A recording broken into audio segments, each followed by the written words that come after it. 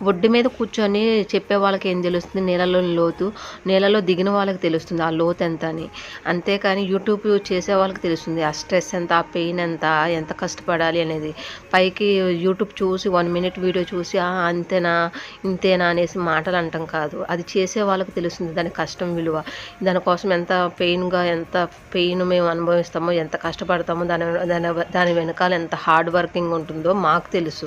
ఒడ్డు మీద కూర్చొని యూట్యూబ్ చూసి ఇన్ని నెలలయింది యూట్యూబ్ సక్సెస్ కాలేదు. యూట్యూబ్‌లో నీకు మనీ రావట్లేదు. యూట్యూబ్‌లో నీకు ఇంకా మానిటైజేషన్ అవ్వలేదనేసి ఎత్తి పొడుపు మాటలైతే అంటారు.